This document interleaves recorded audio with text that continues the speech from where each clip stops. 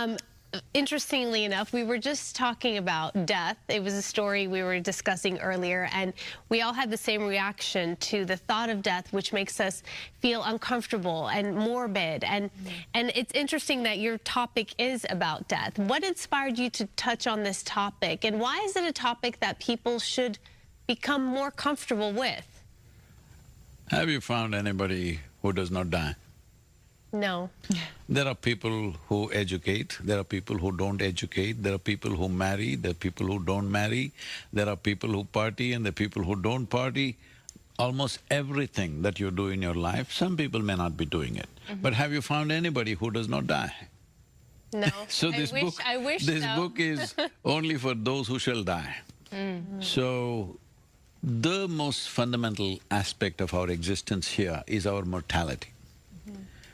Everything that we are right now, every breath that we take, every experience that we go through is only valuable because we are on a limited lease of time. Yes. If you're here forever, what is the value of you and me sitting here and talking about something or anything for that matter? Right. It's only because it's a limited lease of time. Life is a combination of time and energy, and both are limited. Time rolls ruthlessly for all of us at the same pace. Whether you like it, you don't like it. Nobody has brakes on it. Hello? You can't slow down your time or rewind your time, no such thing, it's rolling away. But energies are in our hands. If we bring it into our capabilities, then we can ride the cycles of time. If you ride the cycles of time, life will become like a beautiful dance. Otherwise, you'll be crushed by the same cycles of time. So life and death are not two separate things. As we are here, right now I can say I'm living, but I'm also dying, I'm in time. It's just that we're trying to kick the can a bit. Yeah. Hello? As far as we can. As far as we can. Yeah. We're only negotiating little more time. Nobody is negotiating life or death. We're only negotiating little more time. We want to see that it runs a full course.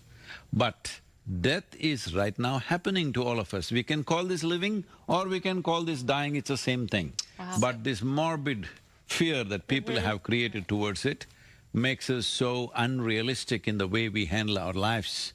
If you knew that your time is limited, every moment if you know you have a limited amount of time, would you do something that you don't care for?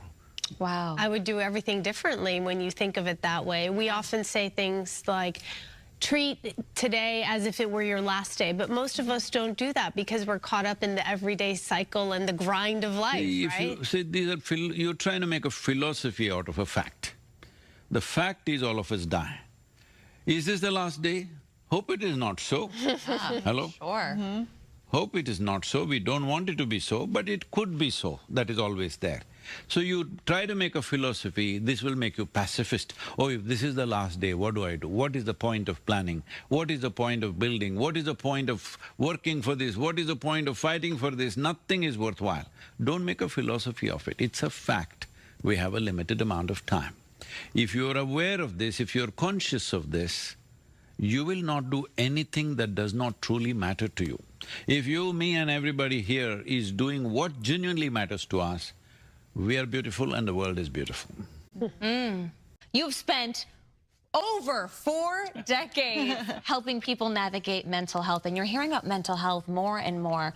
For our city, for Angelenos that are overwhelmed by stress, burnout, you've been here, the traffic can be intense every day too. Where can they begin with a small step to just take a little time out of their day to just take a beat? See, first of all, you think you must be stressed and then you must calm yourself. What stress means is, your internal mechanism, both psychological and physiological, doesn't have enough lubrication, it's friction. Internal friction is stress. Essentially, whether you call it stress, anxiety, depression, this, that, there are 72 names for different kinds of mental struggles. Essentially, you have turned your intelligence against yourself. If your intelligence was working for you, if your thoughts and emotions happen the way you want right now, would you keep yourself blissful or stressful? Blissful. Blissful. Of course. Why is that not happening? You're right.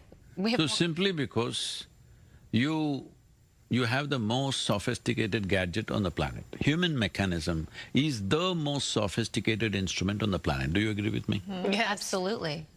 Have you read the user's manual? I wish there was one, right? There is one. It's just that without understanding the fundamentals of how this works, we are trying to blunder through life.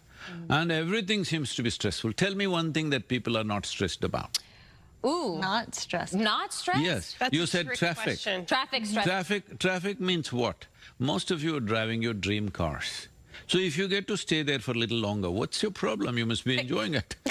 So it's just the point of view, shifting your Perspective. mind. It is not right? about a point of view. I'm just saying, suppose your hand is out of control and these two fingers want to poke your eyeballs.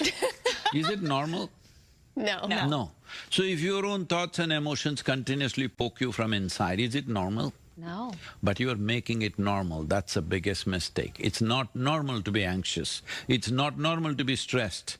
It is just that when majority of the people join in one gang, see, if all of us are smoking, it's normal to be smoking, she doesn't smoke, she's no good. Hello? Yes or no? Yeah. So everybody's stressing, so that's normal. People ask me, Sadhguru, what do you do to unwind yourself? I said, I don't wind myself up.